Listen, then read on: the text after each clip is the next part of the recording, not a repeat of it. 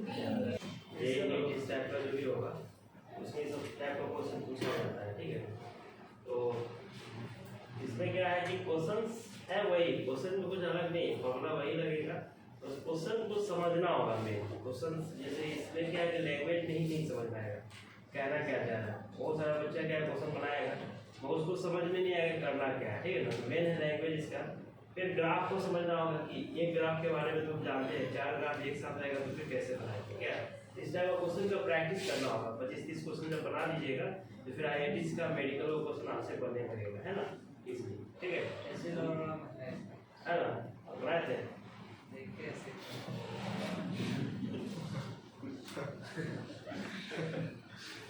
देख के आया तो बना के आया तब ना कुछ एक बात होता है, देख के आया देख ऐसे लिया जैसे लगा कि मेरे को एहसान कर दिया। क्या ऐसे लग रहा कोई एहसान नहीं ना कर दिया देख के, हाँ ऐसा कुछ नहीं ना, वो वाले को एहसान नहीं ना क्यों देख के।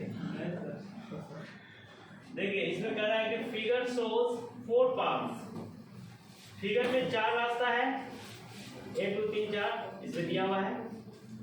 फॉर किक फुटबॉल, जब फुटबॉल को आप किक करते हैं मतलब यहाँ से बॉल को आप फेंक रहे हैं, थ्रो कर रहे हैं, पैर से किक करते हैं ना, ऐसे मारते हैं तो बॉल ऊपर जाता है ना, अलग अलग डिस्टेंस पर जाके गिरेगा, है ना।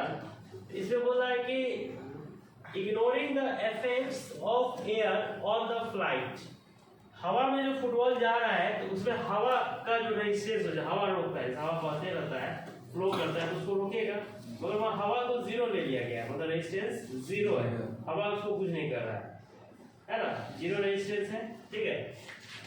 तो बोल रहा है कि रैंक द पाथ, पाथ का जो रैंक है 1 2 3 4 पाथ है, इसका रैंकिंग बताना है, इसका रैंक क्या है according to initial horizontal velocity, किसके रिस्पेक्ट में, इनिशियल हॉरिजॉन्टल वेलोसिटी, ठीक है। तो आपको बताया गया होगा प्रोजेक्टाइल मोशन में, जैसे फिगर था आपका, याद होगा कि अगर किसी भी बॉल को आप थ्रो करते हैं u स्पीड से थीटा एंगल से, तो इसका 2 कंपोनेंट होगा, एक होगा u cos थीटा और एक होगा u sin थीटा, ठीक है ना। इसको बोलते हैं इनिशियल हॉरिजॉन्टल वेलोसिटी, है ना, और इसको बोलते हैं इनिशियल वर्टिकल वेलोसिटी। तो इसको मेंशन नहीं करना है, इससे कोई लेना देना नहीं, इसको मान लेंगे कि कांस्टेंट है।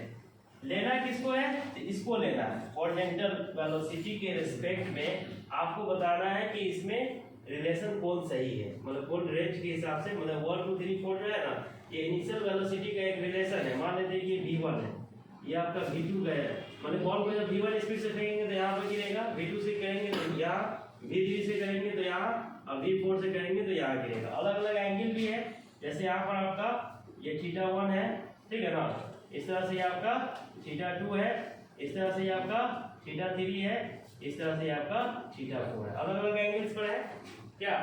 तो आप जानते हैं कि हॉरिजॉन्टल रेंज का फॉर्मूला होता है r इक्वल टू क्या होता है, u स्क्वायर sin 2θ/g होता है ना।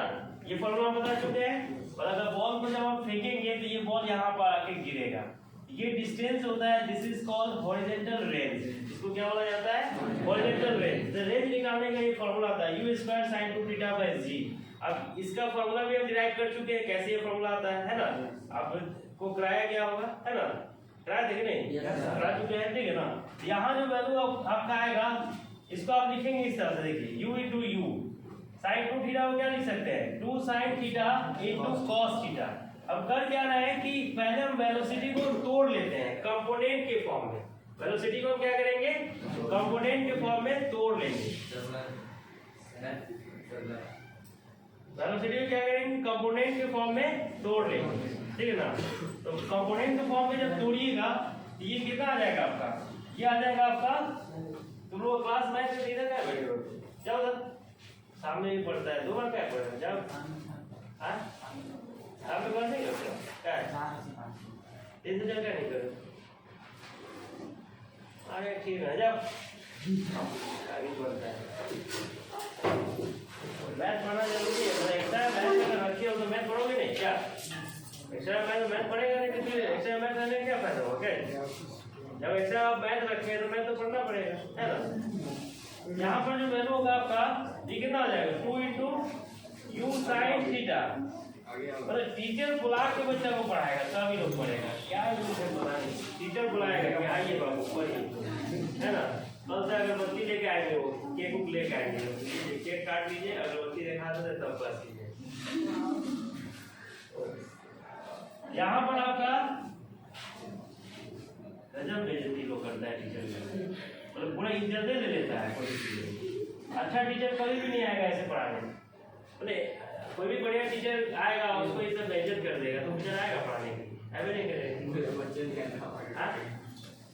जब बेचारा पैसा मांग रहा है तो कुछ मांग रहा है, वो अपना 1 घंटा टाइम दे रहे, पढ़ेगा तो ठीक है, नहीं पढ़ेगा तो ठीक हो क्या। वो अपना क्लास दे रहे तो 20 दिन पढ़िए, समझ में आएगा ठीक है, नहीं आएगा तो नहीं पढ़िए, है ना। जबरदस्ती तो कर भी नहीं रहे, तो पैसा मांगे जा रहे हैं क्या। पैसा तो वारिस सर मांगेंगे, है ना। वारिस सर भी नहीं मांगते, तिवारी नहीं मांगते, तलवार पढ़ने को बैठे रहते हो क्या। यहाँ पर जो आपका है ये आर का वैल्यू कितना है, R equal to U into 2x into U Y by G. देखिए यहाँ पर 2 भी कांस्टेंट है, जी भी कांस्टेंट है, यू वाई को मेंशन नहीं किया गया है। इसका मतलब है कि ux का वैल्यू कितना हो जाएगा, आर इंटू जी इंटू जी को इधर लाइएगा और 2 को भी इधर ले आइए, 2 हो जाएगा और यू वाई को इधर कर लीजिए। तो ux किस पर डिपेंड करेगा, r पर डिपेंड करेगा। ux किस पर डिपेंड करेगा, r पर। बार बार की टर्म नहीं दिया है तो कांस्टेंट है वो आपका, है ना। r भी कांस्टेंट है, 2 भी कांस्टेंट है, uy भी यहाँ पर कांस्टेंट ही हम मेंशन करेंगे। uy से हमको लेना देना है नहीं, हॉरिजॉन्टल रेंज को रिप्रेजेंट करना है हॉरिजॉन्टल स्पीड के टर्म में, तो हॉरिजॉन्टल रेंज यहाँ दिया हुआ है। अब जैसे हम r1 की बात करेंगे तो u1 जो होगा directly proportional to r1, u2 is directly proportional to r2, u3 is directly proportional to r3, u4 is directly proportional to r4। अब बताइए अगर r1 का वैल्यू ज्यादा होगा तो u1 का वैल्यू ज्यादा होगा कि कम होगा, ज्यादा होगा। मतलब यहाँ पर r4 यहाँ पर है आपका, r4 यहाँ है, r3 रेंज यहाँ है, r2 यहाँ है, r1 यहाँ है, इसमें ज्यादा कौन है, r4। इसका वेलोसिटी क्या होगा, ज्यादा होगा। क्वेश्चन में क्या करें देखिए, according to initial horizontal velocity component highest cost rank आपको the according the effect of air on the flight rank the path according to initial horizontal velocity. Initial horizontal velocity के अकॉर्डिंग आपको path बताना है कौन लंबा है कौन छोटा है। मतलब क्या इनिशियल वेलोसिटी ज्यादा होगा तो रेंज भी ज्यादा होगा, अगर u1 का वैल्यू ज्यादा है तो r1 क्या होगा, ज्यादा होगा। इसमें क्या है u4 आपका ज्यादा है तो r4 क्या होगा, ज्यादा होगा। तो रैंक की बात किया जाए तो सबसे पहले आएगा 4, उसका 3, उसका 2, इसके बाद 1। आंसर क्या हो जाएगा, ये हो जाएगा क्या, करो लीजिए। Two projectiles A and B are thrown from the same point with velocities।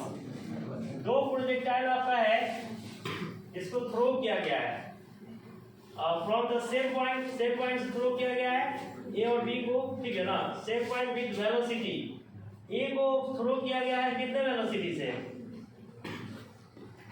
v velocity से, और बी को थ्रो किया गया है, बी को कितने वेलोसिटी से फेंका गया है, v/2। इनिशियल वेलोसिटी दोनों को दिया हुआ है। If b is thrown at angle 45, B को कितना एंगल से फेंका जा रहा है, 45 डिग्री से, ठीक है ना। विथ हॉरिजॉन्टल से इसको हॉरिजॉन्टल बोला जाता है, ठीक है। Is the 45 with horizontal, what is the inclination of A when their range are same. A का इंक्लिनेशन क्या होगा, मान लेते हैं कि ए का इंक्लिनेशन थीटा है, ये थीटा निकाल के बताना है। अगर रेंज दोनों का बराबर होगा, मतलब रेंज आर ए का भी यहीं पर होगा और आर बी का भी यहीं पर होगा, मतलब दोनों एक ही जगह जाके गिर रहा है, सही मतलब है। जैसे आप इसको थ्रो करेंगे तो ये भी यहाँ के गिरेगा और ये भी यहाँ के गिरेगा, दोनों एक ही जगह गिर रहा है। तो आपको ये पूछ रहा है कि थीटा का वैल्यू क्या होगा, मतलब ये को जो फेंका गया है कितने एंगल से फेंका गया है ना। एंगल आपको निकालना है, रेंज आपका क्या है, बराबर है। रेंज का फॉर्मूला क्या होता है, r इक्वल टू होता है u square sin 2 theta by g, ये होता है फॉर्मूला रेंज का। क्या तो ra का जो वैल्यू है वो rb के बराबर है। रेंज दोनों का क्या है, इक्वल है, एंगल भी दिया हुआ है, तो आपसे पूछ रहा है कि ये कितने एंगल से फेंका गया है, ए का एंगल क्या होगा, बी का एंगल दिया हुआ है। तो इसमें जब रखिएगा वैल्यू यू ए का स्क्वायर इंटू साइन थीटा लिए तो 2 थीटा लिखिए क्या बाई जी। आरबी का वैल्यू कितना हो जाएगा, यू बी का स्क्वायर इंटू साइन 2 थीटा यहाँ पे क्या रखिएगा 45 डिग्री बाई जी हो जाएगा। जी से जी कट जाएगा, जी से जी कट जाएगा क्या, तो बचेगा आपके पास क्या बच गया, यू ए का square into sine 2 theta, U B का square into sine 90 degree. U A का वैल्यू कितना दिया हुआ, यू ए ये ना यू ए आपका है, यू ए कितना है भी, तो भी का स्क्वायर हो जाएगा साइन 2 थीटा। यू बी का वैल्यू कितना है भी बाई 2 का होल स्क्वायर, ये कितना हो गया 1 भी square into sine 2 theta equal to B square में कितना हो गया 4। तो यहां से भी स्क्वायर से भी स्क्वायर कट जाएगा, तो साइन 2 थीटा का वैल्यू कितना आ गया, साइन 2 थीटा का वैल्यू आ गया आपका साइन 2 थीटा, ये आ गया 1/4। साइन 2 थीटा कितना आ गया 1/4। अब साइन को यहां से हटा दीजिए, साइन को हटा देंगे तो 2 थीटा इक्वल टू कितना हो जाएगा, इधर आएगा तो साइन इनवर्स 1/4। तो थीटा का वैल्यू कितना हो जाएगा 1/2 साइन इनवर्स 1/4। ये कैसा ऑप्शन है किसी में, इसमें है बी में, बी में है ना, ये हो जाएगा, बी आया था किसी का आपका आया, ठीक है आंसर गलत दिया हुआ इसका मतलब क्या, आंसर में बी दिया हुआ इतना आ गया तो ठीक है। चलिए तो रोक दीजिएगा वीडियो को। At angle of 15 degree solve कीजिएगा। The range of a particle when launch at angle of 15 degree. Range जो दिया हुआ है जब 15 डिग्री से जब थ्रो करते हैं 15 डिग्री से, ठीक है ना, तो और नीचे होगा ये। हॉरिजॉन्टल रेंज इसका कितना है, हॉरिजॉन्टल रेंज इसका है r इक्वल टू 1.5 किलोमीटर। और रेंज का फॉर्मूला क्या होता है, u square sine 2 theta by g equal to 1.5 kilometre है क्या। तो एंगल दिया हुआ है आपको, एंगल कितना दिया हुआ है, एंगल दिया हुआ है आपका 15 डिग्री 15 डिग्री दिया हुआ है क्या। तो u स्क्वायर बाई जी का जो वैल्यू होगा साइन 30 डिग्री, साइन 30 का वैल्यू कितना होता है, तो साइन 30 का वैल्यू होता है 1/2 1.5, साइन 30 का वैल्यू कितना होता है 1/2 1.5। तो u स्क्वायर बाई जी का वैल्यू 1.5 इंटू 2 कितना हो जाएगा 3 हो जाएगा। u स्क्वायर बाई जी हम सिर्फ निकालना है, क्यों निकालना है इसके पीछे रीजन है, बता रहे हैं क्यों निकालना है, ठीक है ना। सेकेंड में देखिए क्या है, what is the range of the projectile when launch at angle of 45 degree to the horizontal. इसी चीज को अगर 45 से फेंका जाए, जैसे यू स्पीड से फेंक रहे हैं और एंगल कितना ले रहा है 45 डिग्री, ठीक है, तब हॉरिजॉन्टल रेंज क्या होगा, r इक्वल टू क्या होता है u square sine 2 theta by G, है ना। u स्क्वायर बाई जी को हम कांस्टेंट रखे हैं, सॉल्व नहीं किए तो जल्दी सॉल्व हो जाएगा आपका। यहाँ पर क्या होगा u स्क्वायर बाई जी को अलग कर लीजिए, साइन 45 रख दीजिए थीटा के यहाँ पर, इसका वैल्यू कितना निकला है आपके पास 3 निकला है ना। साइन कितना हो गया आपका 90 डिग्री, साइन 90 का वैल्यू कितना होता है 1, तो रेंज कितना निकल गया आपका 3 किलोमीटर। एंगल अगर बढ़ जाएगा तो रेंज आपका चेंज हो जाएगा, इसका यह मतलब है 15 से फेंक रहे हैं तो कितना है रेंज 1.5 किलोमीटर, अब 45 से फेंक रहे हैं तो कितना हो गया 3 किलोमीटर, मतलब रेंज आपका चेंज कर दिया। आंसर क्या होगा 3। तो दिक्कत कुछ नहीं करना है, सिर्फ रेंज निकालना था क्या। पहले वाले में रेंज दे दिया है, तो पहले वाले में रेंज दिया हुआ था तो हम क्या किए u निकाल लिए, मतलब स्पीड निकाल लिए, g को हम कांस्टेंट रख दिए इसलिए कि g का जरूरत था नहीं, u स्क्वायर बाई g का वैल्यू उसमें डाल देंगे, आंसर आ जाएगा क्या। सॉल्व करके भी बनाएंगे तो भी उतना ही आएगा, तो सॉल्व करने में झूठ मूठ का लंबा जगह होगा क्या, इसे u स्क्वायर बाई g को ही उसमें डाल दिए डायरेक्ट, ठीक है। तो इसको जो क्वेश्चन है आप लोग एससी वर्मा, एसएल अरोड़ा और एनसीईआरटी और आपका डीपीपी जो दिए है सिंगेज का उसको बनाइए।